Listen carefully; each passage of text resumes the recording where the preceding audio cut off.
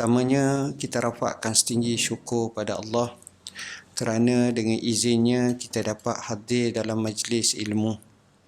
Selepas hampir setahun lebih, kita tertangguh dengan majlis ilmu secara fizikal yang biasa dilakukan secara online. Maka aktiviti seperti ini alhamdulillah nampaknya mula dibuka sedikit demi sedikit dalam SOP yang ketat yang perlu kita awasi supaya tidaklah menjadikan satu gelombang baru selepas dibuka. Itulah hasrat kita. Alhamdulillah, usaha yang dianjurkan oleh pihak muslimat dalam mengadakan majlis seperti ini bagi saya adalah satu usaha yang amat dipuji. Kenapa? Kerana berdasarkan kepada cara Rasulullah sallallahu alaihi wasallam zaman dahulu ada mengkhususkan kepada muslimat majlis pengajaran, dan wanita yang terkenal dengan hebatnya ialah wanita Ansar. Rasulullah sallallahu alaihi wasallam puji kepada wanita Ansar kerana dia sikit walker lah, kita kata, berani bertanya kepada Rasulullah dan minta supaya diajar, dan Rasulullah SAW amat menyenangi sikap yang ditunjukkan untuk mempelajari ilmu. Cuma apabila kita belajar ilmu, kalau boleh kita kena tukar daripada menjadikan pelajaran ilmu sebagai ibadat semata-mata, yakni maksud saya setiap minggu beberapa kali kita hadir, dan sudah berapa tahun dah, ada yang sampai 10 tahun dan ada yang menuju kepada belasan bahkan puluhan tahun. Tetapi kadang-kadang kita tak pernah dibuat sebagai satu uji kaji setakat mana dah ilmu yang kita ajar, yang kita belajar. Boleh jadi kita akan rasa seronok kerana para asatizah, tuan guru yang ceramah sedap, kelakar dan seumpamanya, itu hiburan. Ataupun kita kata kita rasa jiwa akan rasa tenang. Tetapi yang lebih penting daripada itu adalah penguasaan ilmu yang kita pelajari itu. Di mana tingkatan yang kita pelajari kalaulah sampai 20 tahun, saya rasa lebih hebat daripada tingkatan mereka yang belajar mengambil jurusan agama, ustaz, ustazah yang BA ataupun bahkan MA kadang-kadang. Kerana BA pun 4 tahun je. Dan MA tambah 2 tahun ataupun 3 tahun lagi. Kita 25 tahun dah belajar. Sejak menikah hari itu, dalam 3 tahun kemudian kebetulan suami kita dan kita juga minat ada ni, terus kita belajar. Oleh kerana itu, biar ada satu peningkatan. Dan kita juga akan jadi mata rantai dakwah Islam untuk kita sampaikan, maka itulah yang kita nak sangat. Keduanya, bila kita belajar ilmu ini, mungkin kita mempunyai kecenderungan tak sama. Ada yang minat hadis, ada yang minat fiqh, ada yang minat tasawuf, ada yang minat tauhid, ada yang minat kisah-kisah para salafus salih, ada yang minat umpamanya ilmu-ilmu secara fiqh permasalahan semasa. Maka semuanya itu kalau boleh biarlah sebagaimana kata Al-Maghari, seorang Syekh Azhar sekitar 1940-an di Mesir, telah menazharkan masjid-masjid. Maksudnya menjadikan masjid-masjid itu tapak-tapak universiti yang diisi pengajaran. Dan perkara ini tidak pelik bila kita tengok tokoh-tokoh ulama yang berwibawa di dunia, yang kalau kita tengok umur-umur yang tua-tua, yang mungkin sebahagiannya masih wujud sampai sekarang, ada yang mereka tak pernah masuk universiti pun. Tetapi kealiman itu mengatasi para ulama-ulama yang berada di universiti. Saya pernah bertemu dengan seorang syekh bernama Syekh Muhammad Awwamah, alim besar dalam bahagian hadis. Dia pernah dipinjamkan di sini oleh USIM untuk menjadi profesor pelawat. Daripada situ dia bertemu dengan saya. Kemudian hubungannya cukup baik sekitar 10 tahun lepas. Dan dia berada berhampiran dengan Masjid Quba masa itu. Makanya saya pergi rumah dia, jadi hubungan pun makin akrab.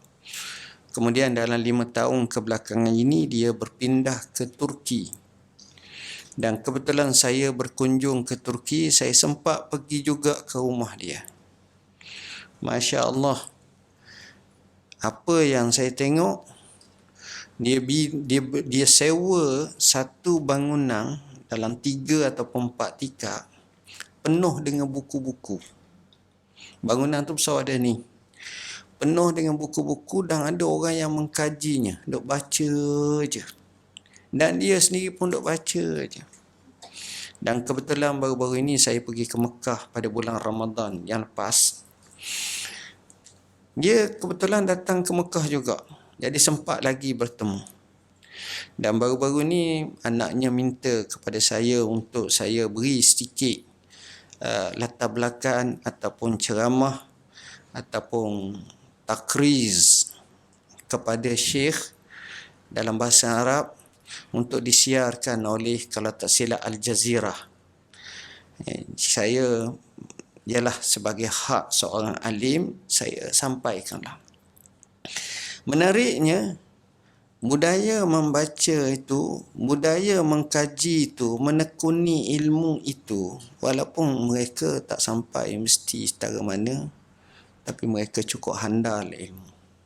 Sebab itu saya katakan para asatizah ataupun kita kata pelajar-pelajar, walaupun tidak kenal universiti, dia bukan penghalang untuk kita menjadi orang yang bijak, orang yang pandai, orang yang hebat. Kalau saya bariskan kesahan terlalu ramai, jadi saya tak naklah bincang hal tersebut. Cuma saya tabik dan mengangkat tangan kepada sahabat-sahabat sekalian, para muslimat, kerana gigih belajar. Cuma apa yang kita nak, biarlah kita ada satu mekanisme ke mana kita akan menuju selepas daripada ini. Biar ada sasaran. Kita ada apa yang kita nak capaikan dan nak matlamatkan. Ini cita-cita yang cukup baik. Jadi hadirin hadirat, muslimin muslimat yang dirahmati Allah sekalian, hari ini saya nak baca satu kitab Ma'rifah Rasulullah sallallahu alaihi wasallam. Cara saya baca adalah cepat, bukan slow-slow, sebab semua ada ni. Kalau boleh kongsilah dulu tengok, kemudian nanti sahabat kita akan bawalah ataupun kirimlah baki-baki yang tak ada. Sengaja kami sebut buku ni kerana saya lihat untuk kita gali sebanyak mungkin cintaan kita kepada Rasulullah sallallahu alaihi wasallam. Biar setiap kali kita sambut Maulidur Rasul, kita akan dapat satu benda yang baru sekurang-kurangnya, dan mengenali dan makrifah Rasulullah lebih rapat lagi. Buku ni sengaja kami namakan Makrifah. Apa makna makrifah? Pengenalan, pengetahuan, tahu. Cuma tahu ni banyak jenis. Kalau kita kata orang tu tahu, saya ada ilmu, ilmu pun tahu. Tapi beza makrifah ni, bila kita sebut tahu tu, makna dia kenal luar dalam. Dia kenal luar dalam. Macam mana tahu? Seorang ibu, dia tahu anak dia. Kalau dia tahu anak dia macam mana? Dia tahu tahi lalak ada kat mana. Dia tahu suka makan apa. Dia tahu kalau muka mengajuk, kalau sakit. Dia tahu. Sebab dia tahu. Itu tahu tu orang panggil makrifah. Makanya Rasulullah sallallahu alaihi wasallam diketahui dan diketahui tahu dan makrifah oleh Yahudi tentang Rasulullah SAW macam dia kenal anak-anak mereka. Allah berfirman, ya'rifunahu kama ya'rifuna abna'ahum.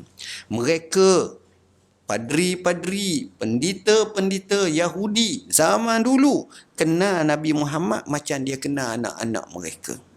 Justru satu cabaran kepada kita. Kita ni orang Islam. Kita ni duk rakyat cinta Rasulullah. Tapi kadang-kadang kita tak berapa nak kenal Rasulullah SAW.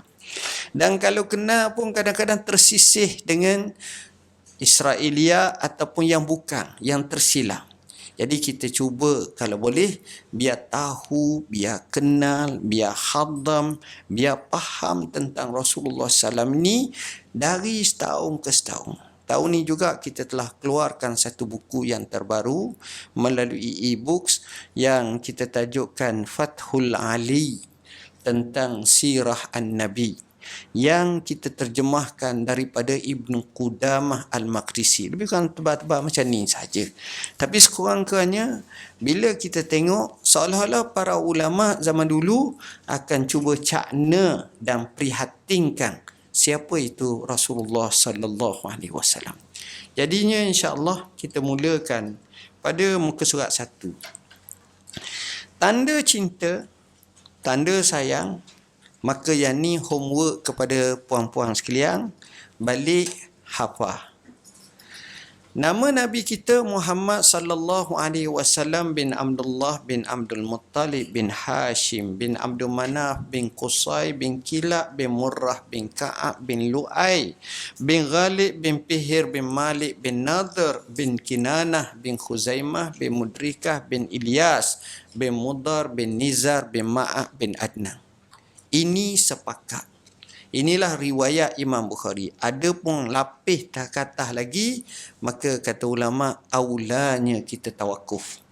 Walaupun adalah orang nisbah sapa kepada Nabi Ibrahim sampai kepada Nabi Adam alaihissalam. Allahu a'lam. Tapi yang masyhur sampai kepada Adnan. Semua lapis-lapis ni lapis-lapis baik belaka. Yang selamat daripada berzina, daripada perkara yang tak molek. Sebab itu Rasulullah SAW bersabda, wulitu min nikahin la min sifah. Aku dilahirkan daripada nikah yang sebenar, bukan daripada penjarahan dan seumpamanya. Tuan-tuan dan puan-puan yang dirahmati Allah, nama dan gelaran Nabi, nama Nabi Muhammad dan gelarannya Al-Amin. Kita tahu nama Muhammad ni luar biasa. Satu-satunya nama yang tidak ada sebelum itu nama Muhammad. Seolah-olah Allah simpang nama Muhammad ni untuk Nabi Muhammad dulu.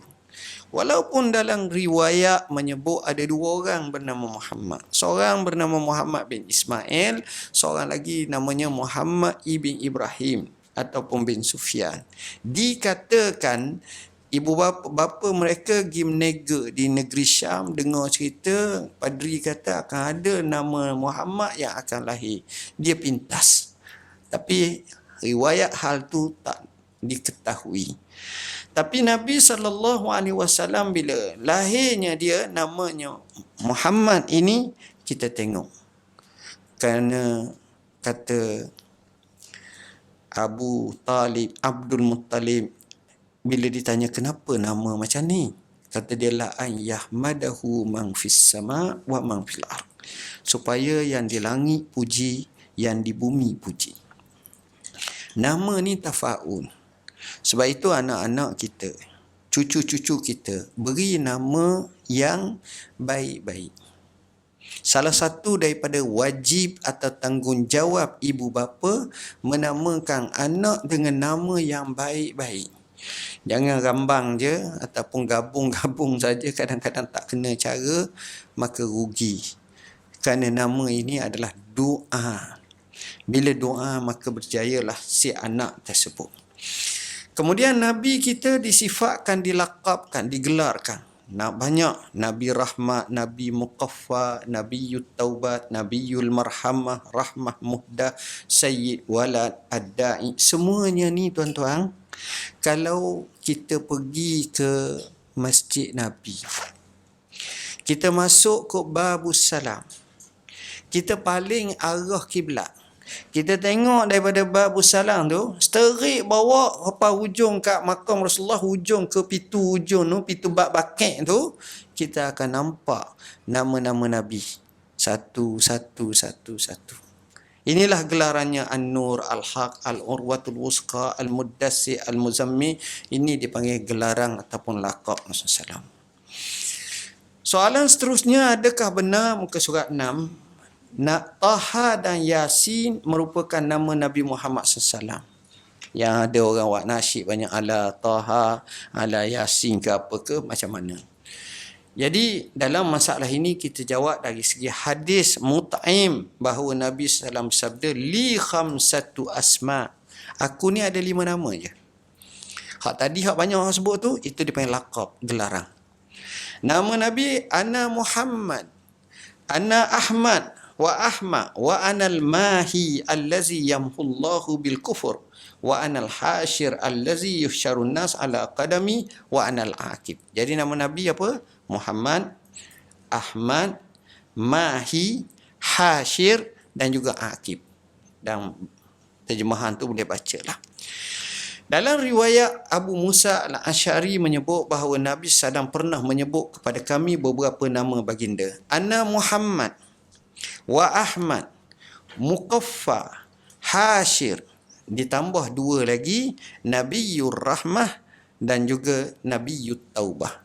Jadi kalau 5 tu hampir sama, maka tambah pula 3 yang hampir sama, maka ditambah di sini dalam ada 7 lah lebih kurang nama Nabi ataupun 8. Nama Nabi seolah-olahnya nama Muhammad, nama Ahmad, nama Muqaffa, nama Hashir, nama Nabiyyut Taubah, nama Nabiyyur Rahmah, nama Nabinya Al-Aqib dan nama Nabi Al-Mahi. Itulah nama Nabi. Melihat kepada 2 buah hadis itu, jelaslah kepada kita bahawa kita faham Nabi mempunyai nama yang banyak. Adapun dalam Quran terdapat terlalu banyak nama dan gelaran Nabi. Inni anan nazir al-mubin. Nazir ini beri peringatan. Jadi berdasarkan persoalan di atas, nisbah Yasin dan Taha kepada salah satu daripada Nabi SAW adalah datang daripada sebuah riwayat yang dinukilkan daripada Qadhi Iyad di dalam kitabnya Asy-Syifa, menyebut tetapi dalam sirah tamrid. Apa makna tamrid? Tamrid ni maknanya disebut ruya. Dalam bahasa kita juga sirah yang sakit. Apa makna? Ruya ni diriwayatkan. Bila diriwayatkan, perawi tu jadi majhul, tak tahu siapa. Macam kata orang kata. Ya, kita nak nisbah orang ni banyak sangat. Kita nak siapa kata? Imam Bukhari kata ke? Imam Muslim. Maknanya bertanggungjawab. In kunta nakilan fa'alaika bitashih wa in kunta mudda'iyan fa'alaika bidalil. Itu dari segi hujahannya. Jadi bagi menjawab persoalan ini, di sini kami cuba menukilkan beberapa pandangan daripada ahli tafsir. Antaranya Syekh Abdul Rahman As-Sa'di dan tafsirnya menyatakan bahawa Taha adalah salah satu daripada jumlah huruf muqatta'ah. Huruf-huruf yang alif, lam, mim, ya, sin, kaf, ha, ai, ya, ain, sad ataupun qaf, sad dan seumpamanya, ini dipanggil huruf-huruf muqatta'ah. Huruf-huruf ini terdapat pada permulaan surah dan bukanlah daripada nama Nabi sallallahu alaihi wasallam. Adapun pandangan Syekh Wahbah Az-Zuhaili, guru kami, dalam tafsirnya menyatakan pandangan yang menyatakan bahawa Taha adalah merupakan nama Nabi adalah pendapat yang diterima. Dia kata Taha boleh diterima. Ini dalam tafsir Al-Wasit. Manakala Yasin pula dikatakan adalah nama Nabi Muhammad dan ia juga dikatakan sebagai huruf muqatta'ah. Maknanya pandangan Syekh Zuhaili dia lebih umum. kebolehannya. Justru kami katakan ulama berbeza dalam masalah ini antara tasahul dan antara yang strict dalam masalah ini. Dia bukanlah masalah besar sangat dan bukanlah menjadi krisis yang utama, tetapi itu pandangan masing-masing. Berpegang kepada secara strict memanglah tidak dapat ada nas berdasarkan kita sebut nama hadis-hadis tadi, tetapi pandangan-pandangan sebahagian ulama. Bila Nabi lahir? Pertama, ada kata 12 Rabiul Awal, tahun gajah. Ada kata 9 Rabiul Awal, tahun gajah. Ada kata 2 Rabiul Awal. Ada kata 10 Rabiul Awal. Ada kata 8 Rabiul Awal. Ni sebahagiannya ada dalil-dalil masing-masing. Tapi yang sepakatnya Nabi lahir pada hari Isnin. Sebab itu, seorang falak Mesir yang terkemuka, yang dinukilkan oleh guru kami, Allamah Syekh Syed Ramadan Al-Buti, menyatakan tarikh sekitaran hari Isnin pada minggu tersebut jatuh pada 9. Kalau ikut falak, 9 Rabiul Awal itu jatuh hari Isnin. Jadi kalau 9 jatuh hari Isnin, 10 hari Selasa, 11 hari Rabu, 12 hari Khamis. Sedangkan Nabi kata wulitu fi. Kenapa mempuasa pada hari Isnin? Kerana aku dilahirkan padanya. Sabit, hari Isnin itu sabit. Tapi tarikh ni tu. Ini menunjukkan kecaknaan para ulama tentang Rasulullah SAW ini. Tahun kelahiran disepakati tahun gajah. Ada kata 50 hari, ada kata 40 hari, ada kata lebih sikit, kurang sikit. Masa berlakunya tentera Abraha. Dia ginilah tuan-tuan. Kita ni kalau kita nak ingat satu benda, kita akan ingat dengan satu peristiwa besar berlaku pada masa tu. Kalau kita pergi tanya orang tua lah, kita nampak dia tua dah.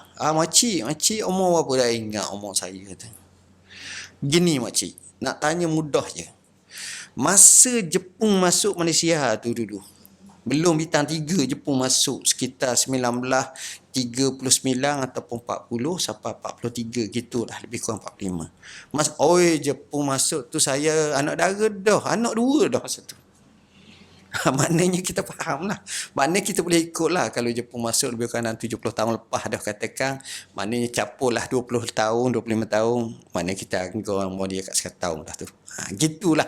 Jadi dia akan disebutkan satu peristiwa besar berlaku. Masa tu tentera gajah. Tuan-tuan faham lah. Negeri Arab mana ada gajah sangat masa tu. Jadi bila masuk kejut. Bulan kelahiran bulan Rabiul Awal, hari kelahiran hari Isnin, hari bulan itulah yang disebut 9 Rabiul Awal. Masa kelahiran. Tepatnya Nabi lahir bila? Ada 2 pandangan ulama. Pertama, ketika fajar hampir menyingsing. Inilah pendapat Zubair ibn Bakar. Tapi ada juga pendapat yang kata Nabi lahir waktu pagi. Inilah pendapat Hafiz Abdul Fadl Al-Iraqi. Pendapat kedua ini telah diterjihkan oleh ramai ulama seperti Sa'id ibn Musayyib, Ibn Dihyah dan juga Al-Imam Az-Zarkashi. Tapi Nabi, tengok cara Nabi lahir. Kalau kita tengok tuan-tuan, bila Nabi lahir waktu-waktu tu, itu juga tanda istifai pilihan Tuhan.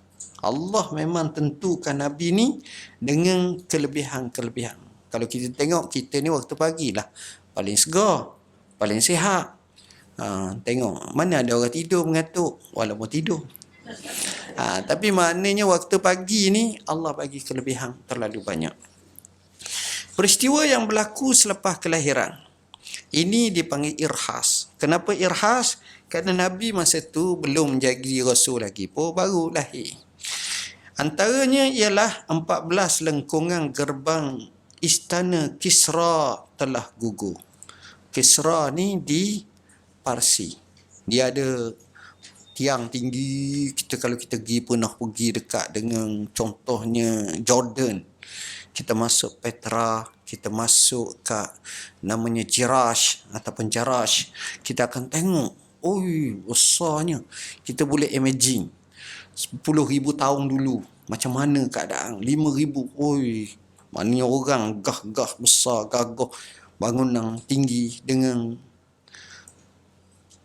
pemikiran gaya mereka masa tu. Kira hebatlah. Api sembahyang orang Majusi terpadam, gereja di sekitar Bahirah Sawah telah runtuh. Walaupun begitu, Syekh Muhammad Al-Ghazali, ulama besar di Mesir, pengarang kitab Fiqhus Sunnah, Fiqhus Sirah, menyatakan dia tidak setuju dengan pendapat di atas. Maknanya dari segi pendalilan tidaklah berapa kuat sangat.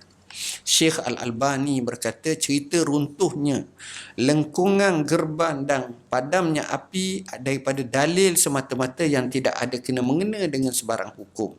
Dengan bahasa yang mudah, Syekh Salallah dapat berita tersebut tidak ada yang sahih. Kelahirannya diambil prihatin dan dicakna oleh rahib dan pendeta Yahudi, Rabai Yahudi. Ini betul. Kalau kita baca sejarah, orang Mekah ada seorang dinisbahkan kepada Ibnu Hisham. Ibnu Hisham menceritakan dalam sirahnya, kalau tak silap, seorang pendeta Yahudi. Pendeta Yahudi ni, dia ni peniaga kaya, pergi ke Mekah. Masa tu tak apa kafir pergi Mekah pun. Ni cerita sama sebelum Nabi lahir, bukan sama sekarang. Bila dia duduk di Mekah ni, tiap-tiap malam dia akan tengok ke langit. Tengok ke langit. Bila dia tengok ke langit, tiba-tiba satu malam dia kata, telah muncul bintang Ahmad. Adakah di kalangan kamu yang lahir anak semalam? Cek-cek tak ada. Dia kata mesti ada. Cari-cari rupanya Aminah pada malam tu dia lahirkan putera. Dia kata dia nak pergi sekali. Dia pun diizinkan pergi. Bila dia pergi, dia kata dia nak tengok bayi ni. Bila dia tengok saja Rasulullah sallallahu alaihi wasallam yang usianya kecil itu, dia belek Nabi. Tengok depan, tengok belakang. Ialah ada tanda khatamun nubuwah dan seumpama. Tengok sifat tu, apa yang berlaku, terus dia pensang. Rebah. Apabila dia jaga, dia kata apa? Zahabatin nubuwatu min bani Israel. Telah hilanglah, beralihlah kenabian daripada puak-puak Yahudi. Kan dulu kan nabi-nabi daripada Yahudi ramai. Nabi Musa, habis dah. Dah. Sebab Nabi Muhammad, Nabi akhir zaman. Ini maknanya mereka duk tengok-tengok. Cerita yang sama berlaku tentang Raja Yaman. Yang nak cerita tentang Nabi lahir ni, Raja Yaman telah mimpi mimpi pelik. Dan cerita tu panjang, kalau saya cerita masa pun tak sempat lah, tak lain. Dan terpaksa panggil dua orang pentadbir mimpi, namanya Syekh dan Sutai. Cerita tu nantilah kalau ada masa. Baik. Tempat lahir Nabi. Tempat lahir Nabi sepakat kata kota Mekah. Tapi exactly setepatnya di mana? Mereka kata di rumah Abi Talib, di Syekh Bani Hashim. Bidang yang menyambut kelahirannya ketika itu namanya Ashifa, ibu kepada Abdurrahman bin Auf. Ibu kepada Abdurrahman bin Auf. Penulis menyebut beberapa pendapat yang lahir. Ada kata Nabi lahir di Syekh Bani Hashim. Syekh ni maknanya kalau kita pergi Mekah dululah, kita akan tengok banyak bukit. Bukit Jiak, bukit apa-apa. Orang panggil Jabal lah. Jabal Qobeh, Jabal apa pun. Jabal Jiak, bukit. Bukit ni, kalau orang raja pergi sana, kita tengok, dia akan tengok orang-orang yang duduk atas bukit rumah-rumah tu, dia jalan kot lereng-lereng bukit tu. Lereng-lereng tu orang panggil Syekh. Kalau kita baca Syab, tu maknanya rakyat. Syakbu Malaysia, rakyat Malaysia. Tapi Syekh itu maknanya lereng-lereng. Sebab itu orang Arab buat bidalang, Ahlu Makkah adra bi Syekh biha. Ahli Mekah lebih tahu tentang lereng-lereng bukit. Macam kita lah, mari kampung sini. Polis buat Arab blok. Susah nak lalu ke mana. Tapi orang kampung sini mudah je tahu dah. Masuk kok jalan ni, Kok ni ada, boleh lalu kok ni. Macam-macam ni boleh. Sebab dia tahu. Kita tak tahu, tak boleh. Itu dia. Baginda dilahirkan di Radem. Radem ni dekat juga dengan Mekah. Kadang-kadang kita tengok ada satu tempat namanya Alif Lam Ra Da Mim, Radem. Ada tempat yang kata setengah Nabi lahir di Usfan. Siapa dia yang pergi daripada Mekah nak pergi ke Madinah, dia tulis satu kalimah Usfan situ. Usfan. Jadi Usfan ni Ain Sin Per Alif Nun. Usfan. Baik. Ibnu Asir berkata, dikatakan Rasulullah menghadiahkan rumah tersebut kepada Aqil bin Abi Talib. Kemudian beliau meninggal dunia dan anaknya telah menjual rumah tersebut kepada Muhammad bin Yusuf. Tempat Nabi lahir tu, orang kata maktabah tak ada dah lah ni. Tapi 10 tahun dulu sebelum ni, siapa dia pergi ke Mekah, dia akan tengok. Di situlah dikatakan tempat Nabi lahir. Ibarat gak daripada situ dengan Kaabah tu lebih kurang dalam 100 meter je lah. Kalau kita jalan kaki tak sapa pun. Tapi lebih kurang lah. Kenapa Nabi lahir di Mekah? Tak lahir di USJ? Sebabnya Mekah ini adanya Kaabah sebagai kiblat yang pertama. Hubungan sejarah bersilsilah sehingga Nabi Ibrahim dan Nabi Ismail. Kota Mekah ni tuan-tuan ummud dunia. Kota Mekah ni kita kata gak paksi kepada dunia. Dan Kaabah yang pertama yang dibina oleh Adam AS di Mekah. Jadi oleh kerana Nabi nak ajak manusia ke rumah Allah, maka lahir pun dekat dengan rumah Allah. Ini luar biasanya kota Mekah ini. Seterusnya muka surat 16, adakah Rasulullah SAW dilahirkan dalam keadaan berkhitan? Orang tanya Nabi ni lahir bersunat ke tidak? Dalam masalah ini ada 3 pandangan. Pendapat yang pertama, Nabi lahir dalam keadaan berkhatan. Inilah pendapat Abu Abdullah Muhammad bin Utsman Al-Khalili. Yang kedua, baginda dikhatankan pada hari pembedahan dada oleh Jibril AS semasa di bawah penjagaan Halimatus Sa'diyah. Nabi duduk dengan Halimatus Sa'diyah hampir 4 tahun. Umur 4 tahun, dia pulang. Selepas peristiwa ni, jadi Halimah takut. Bawalah dia ke mak dia. Jadi mak dia pun belalah dia. Sempatlah 2 tahun, mak dia pun meninggal. Lepas 2 tahun mak dia meninggal, atuk dia pula bela.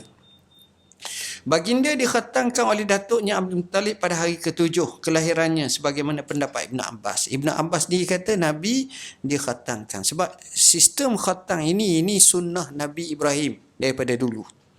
Jadi cerita ni bukan cerita baru, cerita lama. Dan bukan pelik lah khatang ni.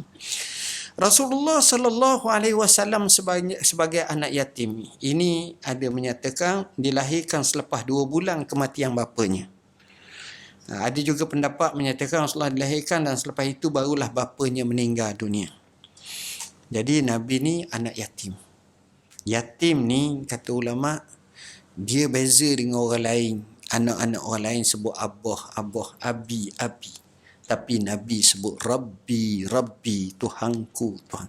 Maknanya seolah-olah tak bergantung kepada makhluk. Dia langsung ditarbiah oleh Allah. Kadang-kadang orang ni terpengaruh dengan abah dia, dengan atuk dia, dengan ni. Tapi Nabi siapa dia yang pelihara dia? Siapa dia guru dia? Iqra wa rabbukal akram. Orang lain tok guru mereka mulia. Tapi Nabi tok guru mereka bukan mulia, tapi maha mulia. Allah. Jadi beza keadaannya. Jadi tak ada tangan-tangan memanjai Nabi, tak boleh. Tapi Allah yang tarbiyah Rasulullah SAW. Alam yajidka yatiman fa'awa. Tidakkah kamu dapati Nabi ini sebagai yatim? Allah beri tempat tinggal, beri bantuan ni. Penyusuan Nabi. Sebagaimana Rasulullah SAW disusu oleh ibunya sekejap. Kemudian Suwaibah Al-Aslamiyah, hamba kepada Abu Lahab. Dan akhirnya diambil oleh Halimah As-Sa'diyah. Jadi kalau kita tengok, susu ibu boleh memberi kekuatan dan kesihatan kepada bayi. Dalam kitab Nurul Yaqin, satu kitab sejarah, ditahqiqkan oleh Adnan Maulud Al-Maghribi menyebut yang menyusu Nabi itu ada 8 orang. Ibunya Aminah, Suwaibah Al-Aslamiyah, Khawlah binti Munzir, Barakah tu Ummu Aiman. Ummu Aiman ni yang pengasuh kepada Nabi yang ditinggalkan oleh abah dia. Halimah As-Sa'diyah dan 3 orang wanita daripada Al-Awatiq. Al-Awatiq ni maknanya namanya Atikah. Atikah, Atikah, Atikah. Kalau Atikah seorang, Atikah. Kalau Atikah dua orang, Atikata ni. Kalau tiga orang lebih Atikah, dia panggil Awatik. Awatik. Itu jamak lah, plural. Jadi antara yang disusui oleh Suhaibah pula Masruh, Hamzah bin Abdul Muttalib, Abu Salamah. Ini yang jadi Nabi ada saudara sesusu.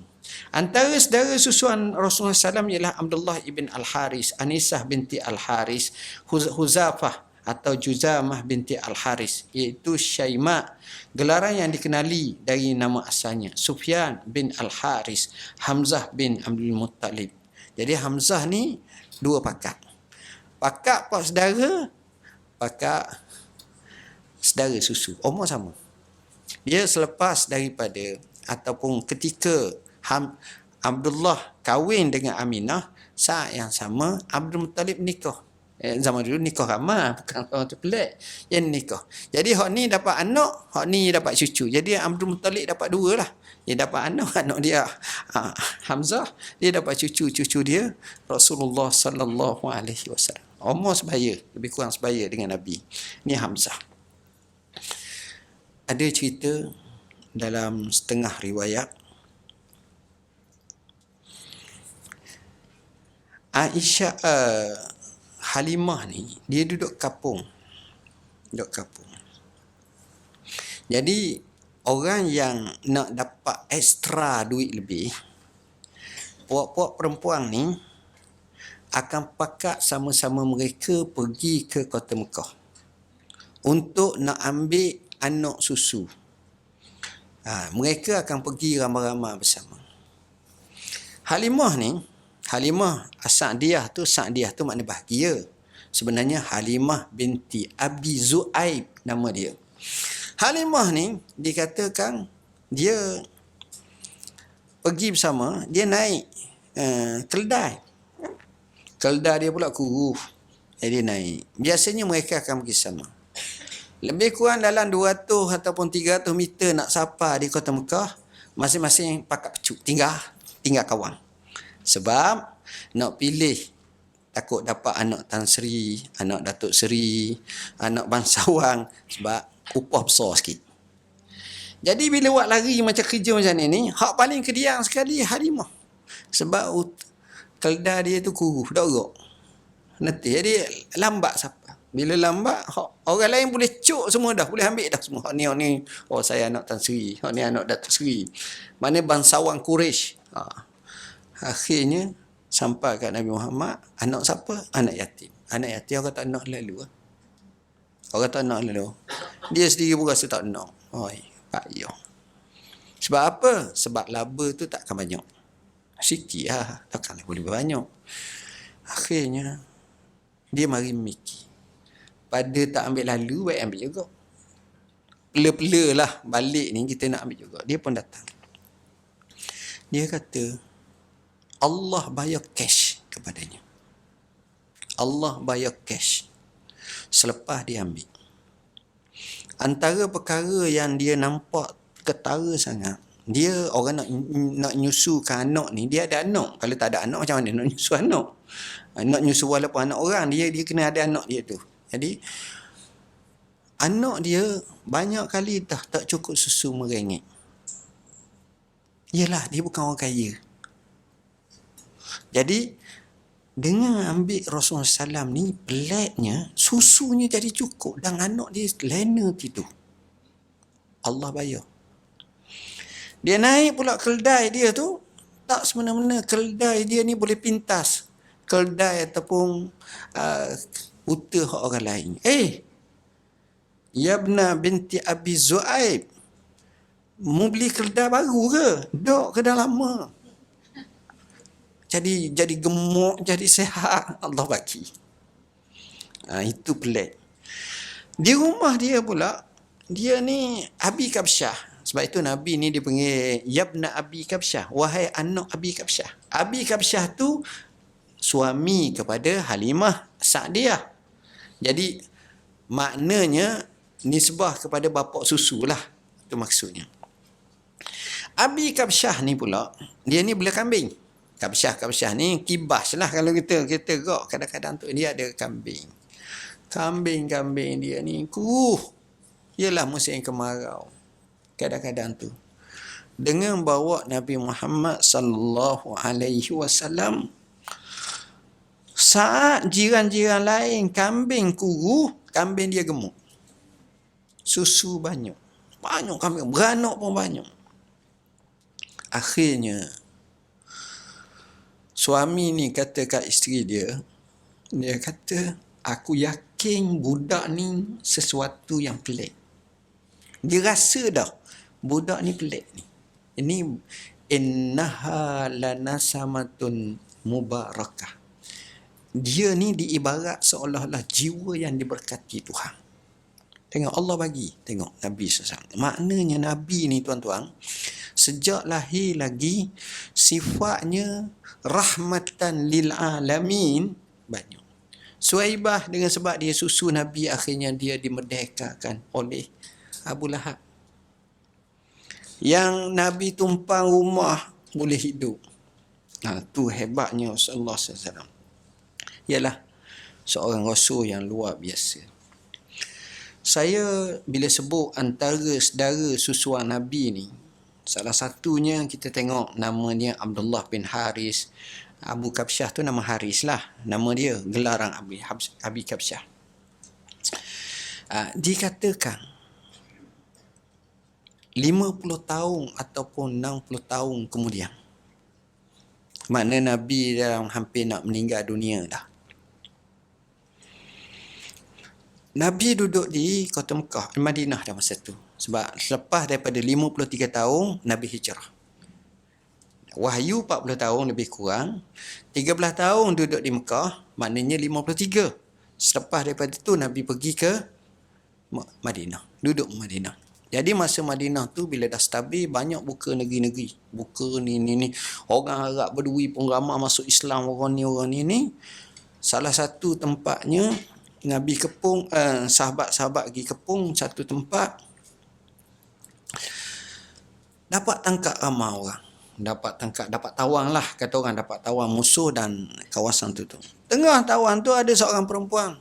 Dia kata, lepas aku. Orang tanya, kenapa?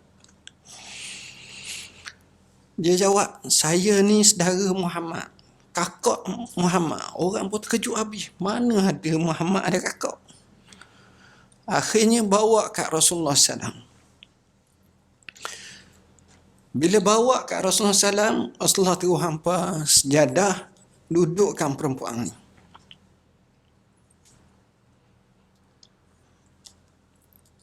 Dan Rasulullah SAW menangis.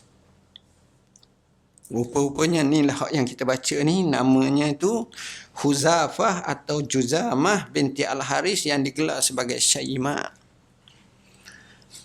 Dengan sebab itu semua mereka tawanan ni dibebaskan. Maknanya Rasulullah SAW ni orang yang kenang budi, tuan-tuan. Dia bukan macam setengah orang dia lupa. Nabi tak, dia kenang orang-orang.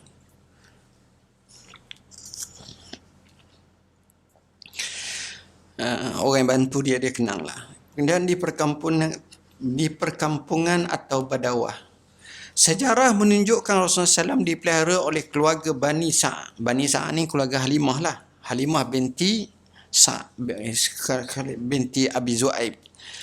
Nama ibu susuannya Halimah binti Abi Zu'aib, isteri Al-Haris bin Abdul Uzza yang dikenali gelaran Abu Kabsyah dari kabilah yang sama. Kenapa, tuan-tuan? Sebab biasanya orang daripada kampung ni cergah dia lain. Dia lasuk. Dia gagah. Orang bandar ni minta maaf lah. Sebab itu anak-anak kadang-kadang tinggal rumah nenek di kampung tu. Kalau boleh hak ada mandi telaga, hak jenis jauh-jauh sikit, biar dia jadi gagah. Kalau orang bandar ni bukan tak baik, tapi slow sikit lah. Saya tengok bahasa mudah, penagih dadah kampung, penagih dadah bandar. Penagih pada kampung, masa kita kecil-kecil dulu, sebut saja polis, berlari lompat pagar. Penagih pada bandar ni, takat di bawah jambatan, tengok jalan Tengku Deraman ke apa bawah tu. Boleh bagi. Nak takat? Dia pun ambil jarum. Dia kata. Kalau orang pun takut api. Tak urut. Lemah. Baik. Mengembala kambing. Rasulullah SAW ni sejak usia kanak-kanak lagi Nabi mengembala kambing milik Ibnu Abi Mu'aiz dengan upah segenggang kurma. Semua Nabi yang diutuskan oleh Allah memang pernah mengembala kambing. Kenapa? Sebab sebelum memperintah manusia perintah kambing ni. Siapa pernah bela kambing dia tahulah. Kambing ni bukan macam air daging. Air daging ni kita kurung je. Kambing ialah sekarang feedlot pun boleh makan meh gini tu. Tapi bila kambing ni dia ada wah degil dia tu. Kita nak tarik dia tu kadang-kadang nak makan Allah gerangnya kita. Saat di situ mengajar macam mana nak menguruskan. Jadi kedegilan mengatur kambing dijadikan sebagai medan latihan. Akhirnya berjaya. Dan mengembala kambing ni sebaik-baik pekerjaan. Berapa ramai toke-toke kambing kaya-raya lah ni. Kambing bukan murah. Nasi arak nak buat nasi arak ayam tak berlaku. Nasi arak kambing kau. Jenis manusia nak kambing. Suatu hikmah ilahi menunjukkan kepada kita bahawa sebaik-baik harta adalah hasil perusahaan sendiri. Tu daripada kecil lagi Nabi ajar macam tu. Rasulullah SAW dalam keadaan ummi. Apa makna ummi? Maknanya Nabi dalam keadaan buta huruf. Huwallazi ba'asa fil ummiyina rasulan minhum yatlu alaihim ayatihi wa yuzakkihim wa yu'allimuhumul kitab wal hikmah wa in kanu min qablu lafi dhalalin mubin. Apa makna ummi, tuan-tuan? Ummi ni memang dia tak pandai membaca, tak pandai menulis. Tapi kita jangan beza Nabi ummi dengan orang lain. Nabi ummi itu adalah kemuliaan. Dan banyak menutup mulut-mulut mereka. Tapi orang lain tak. Kadang-kadang ummi ni tak semestinya macam tu. Kenapa? Kerana di sini tak ada lagi orang kata Muhammad tu bijak sebab dia kuat baca. Muhammad tu bijak dia duk reka, dia ambil maklumat-maklumat daripada Rom, Parsi, Jadi dia bijak. Sebab tu dia jadi Nabi. Sebab tu dia. Jadi sekarang ni tak ada. Hujah tu orang tak ada nak kata. Sebab Tok Guru Nabi pun. Siapa dia Tok Guru Nabi Muhammad? Orang tak ada kata, tak ada. Sebagaimana saya kata, Allah yang ajar Nabi. Jadi dia pelik. Kita ni ada ustaz kita, cikgu kita, ustazah kita. Nabi tak, Allah. Jadi ummi Nabi ni dia hebat. Sifat yang wajib bagi Nabi fatanah. Fatanah tu maknanya cerdik. Cerdik. Dan kita akan hujahkan tentang kecerdikan. Jadi tentang ummi ni kalau baca iktibar tu panjang. Kami telah jawab. Kita baca sikit sifat fizikal Nabi. Saya ambil satu cukup lah. Ummu Ma'bad Al-Khuzaiyah. Ummu Ma'bad ni dia duduk jalan antara Mekah nak menuju ke Madinah. Tapi ala ke dekat ke Mekah lagi. Bila dia duduk situ, Nabi masa hijrah pergi ziarah rumah dia dengan Abu Bakar. Betulan suaminya Abu Ma'bad tak ada. Yang adanya ada seekor kambing betina tua yang tak gerak, yang tak berapa sihat, sakit. Jadi Nabi minta izin royak ke Abu Bakar untuk minta izin nak perah susu. Jadi kawan ni caya kedak, macam mana nak perah susu? Asbab. Minta tulang perah kambing jadi sihat je. Banyak pula susu. Masya Allah. Dan dia tengok Nabi ni tuan-tuan, dia ni bukan jenis orang geger, bukan jenis orang cakap banyak, dia senyap banyak. Baik. Jadi bila Rasulullah SAW dengan Abu Bakar pergi tu, balik suami dia pun cerita. Dia cerita kat suami dia. Dia kata, hamba tengok seorang pelik-pelik sungguh cerita. Dia kata apa? Seorang yang ketara keseriaannya. Nampak seri dia tu ketara. Seri tu bukan menang, bukan kalah. Seri tu, seriang tu comel benar lah. Comel, tampang. Putih wajahnya. Putih ni banyak jenis. Ada orang putih merah. Ada orang putih pucat. Ada orang putih balor. Macam-macam putih. Ni putih comel. Kau anda nak kata apa pun, gitulah. Baik akhlaknya. Tidak merasai beban oleh badan yang besar. Bukan kadang-kadang kita nampak orang tu jalan sampai mengoh. Tak, Nabi bukan macam tu. Tidak boleh dipelekehkan kerana kepala yang kecil. Maknanya ada orang tu tubuh besar, kepala kecil. Jadi nampak, oi, peliknya. Dia ni ngam-ngam semua, comel. Indah rupa paras dan menarik perhatian. Kita tengok, kalau orang tengok ni, nak tengok sekali lagi. Tengok Rasulullah ni. Luas dan tampak jelas mata putih dan mata hitamnya. Kita tengok betul-betul, mata putih Nabi putih sungguh. Dia tak pakai aimor, memang dia putih tau. Dan mata hitam dia hitam sungguh. Comel orang. Tengok mata kita tua-tua ni, merah. Kadang-kadang kelabu, koko. Tu tak termasuk katarak lagi. Memang anak kita kecil dah tengok iPad dah. Dia tengok iPad lebih banyak daripada dia pegang Quran ngaji. Quran boleh duduk 10 minit puas. iPad 8 jam, tak ada masalah. Kadang-kadang kita tolong kesiang, berhenti dulu makan. Tu pun nak habis lagi. Alim anak-anak kita lah ni dengan iPad. Tengok. Rambutnya lebat. Suaranya serak-serak basah. Sedap suara tu. Suara serak-serak basah. Lehernya jinjang. Ada orang tu bulak. Kelong itu. Tak, dia tinggi. Comel, orang comel. Mata hitamnya sangat ketara kehitamannya. Tampak orak lengannya. Maknanya tangan dia ni kemah lah. Alisnya nipis. Mata dia nipis. Keningnya bersambung. Rambutnya sangat hitam. Rambut Nabi walaupun dia tua, dia tak ada ubah. Kecuali ada orang kira 16 helai saja. Dia jalan dengan Abu Bakar. Abu Bakar muda dia 2 tahun.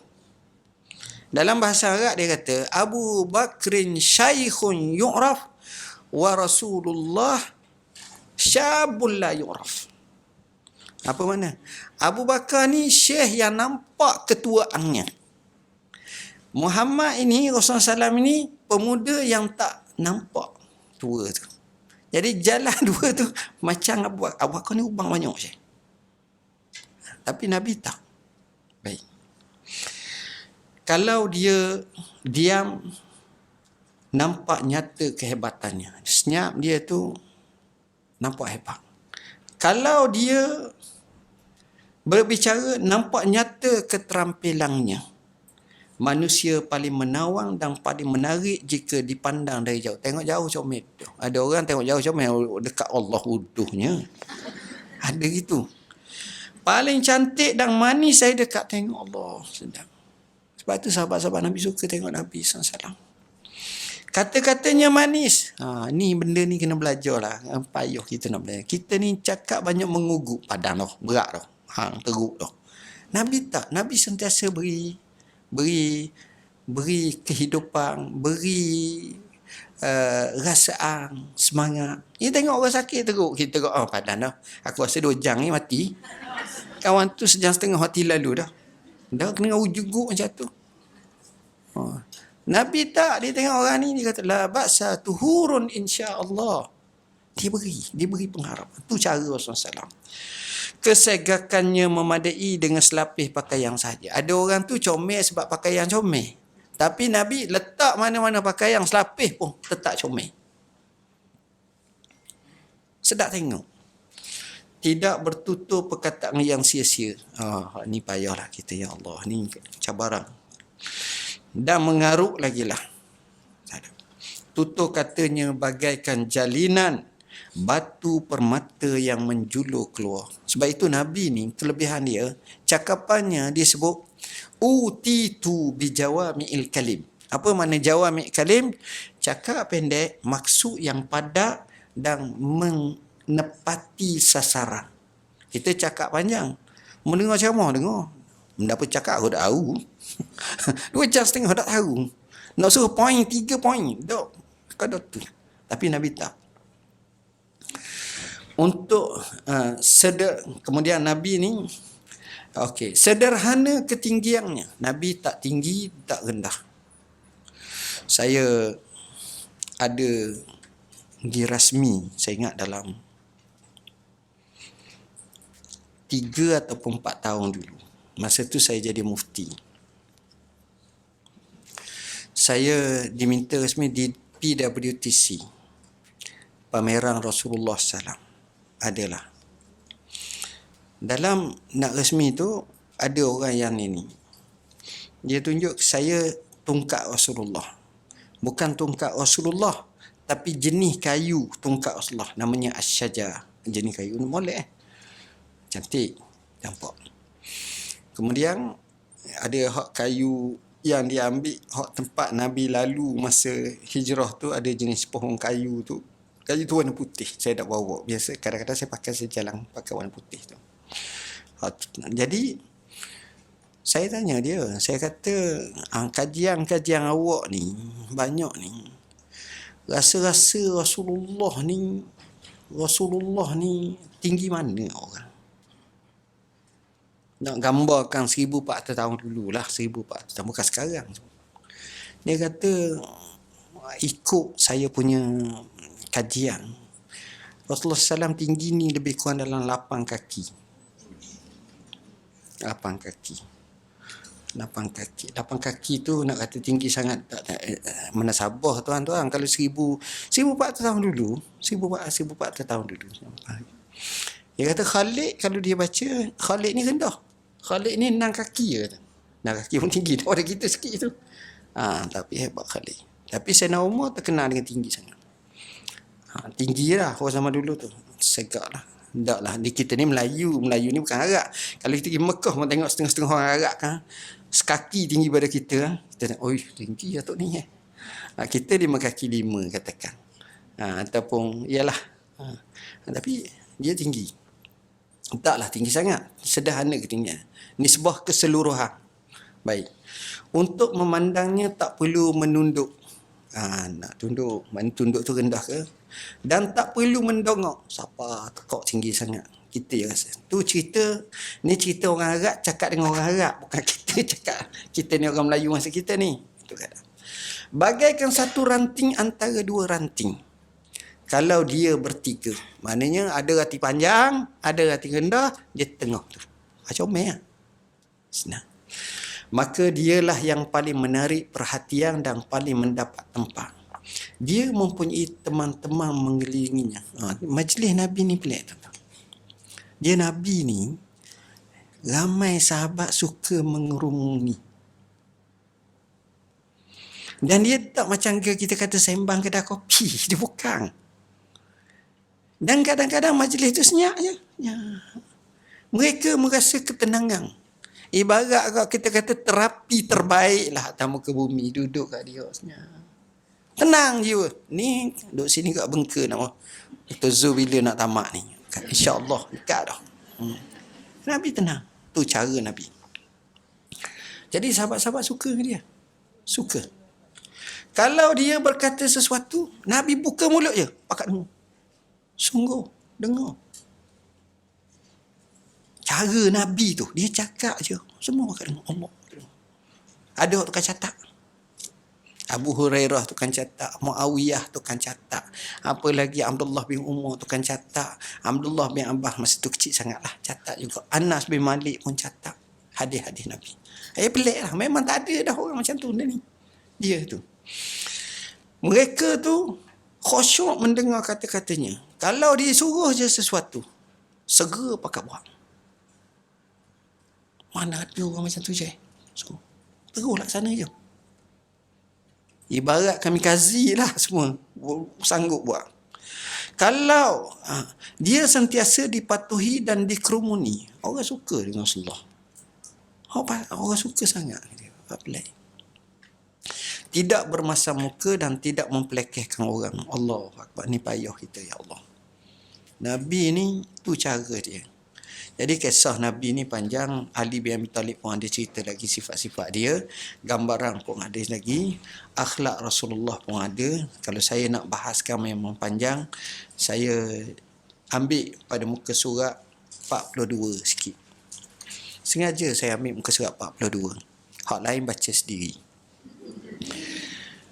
Tengok orang barat cuba kata kepada Nabi kita.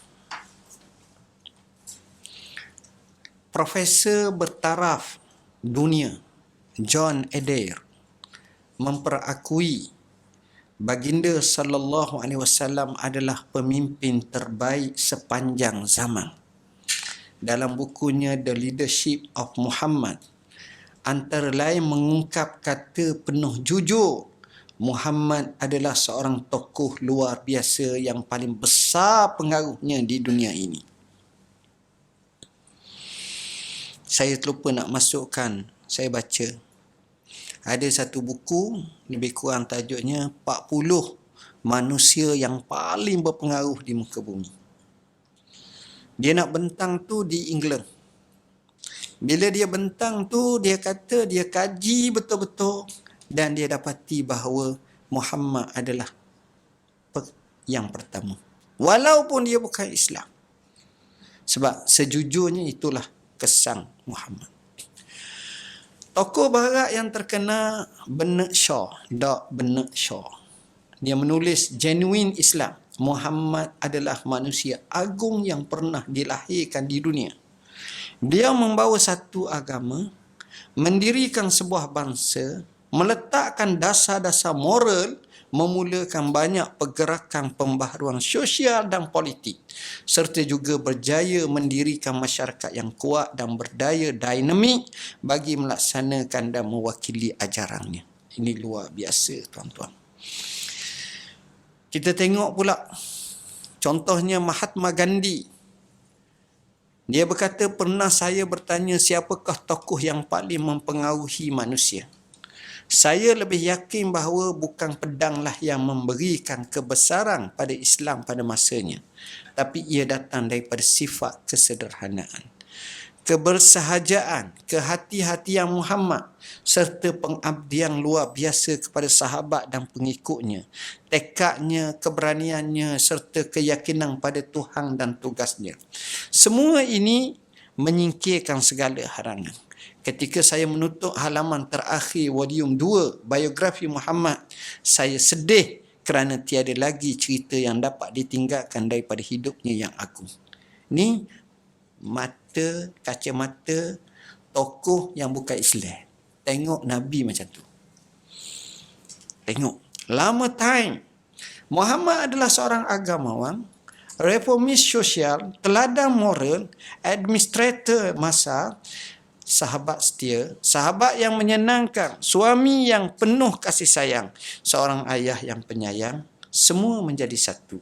Tiada lagi manusia dalam sejarah melebihi atau bahkan menyamainya dalam setiap aspek kehidupan. Luar biasa, tuan-tuan. Kita kalau nak buat ceramah macam ni, mungkin sehari semalam tak habis. Sifat rajin dia, sifat kuat ibadat dia, sifat dermawan dia, sifat soleh dia, sifat baik dengan keluarga dia, sifat selesai masalah dia, semua sekali. Jadi Rasulullah SAW ni adalah tokoh yang amat luar biasa. Tuan-tuan dan puan-puan yang dirahmati Allah, ketokohan Nabi ni, saya hanya terkagum salah satu yang paling besar yang menjadi question mark kita lah. Kalau kita tanya orang-orang hebat, kalau boleh perintah negara ni, berapa tahun cukup untuk buat satu pembaharuan negara? 10 tahun? 10 tahun tak ada. Banyak. Dah berapa tahun? Sedaknya 30 tadi. Itu pun tak tahu lagi. Tu baru jangka masa gini-gini. Nabi hanya 10 tahun. Ekonomi terbaik. Menukar sistem kapitalis ribawi kepada Islami. Menukar pasar milik Yahudi kepada milik pedagang-pedagang Islam luar biasa. Ekonomi dia berjaya. Kepimpinan. Dia melahirkan pemimpin-pemimpin dalam semua cabangan. Dalam pemerintahan. Tak boleh orang lawan lagi setakat ni lebih pada Abu Bakar. Sayyidina Umar bila tengok Abu Bakar yang jadi pemimpin macam tu, Sayyidina Umar kata apa? Ya Abu Bakrin laqad at'amtal khulafa ba'dak. Wahai Abu Bakar, kamu telah meletihkan mana-mana khalifah datang selepas kamu tak mampu nak ikut kamu. Umar siapa tak kenal. Sahabat-sahabat yang lain. Panglima-panglima yang luar biasa. Tentera-tentera. Kalau saya sebut seorang je nama seorang tentera, tuan-tuan mungkin tak kenal pun dia.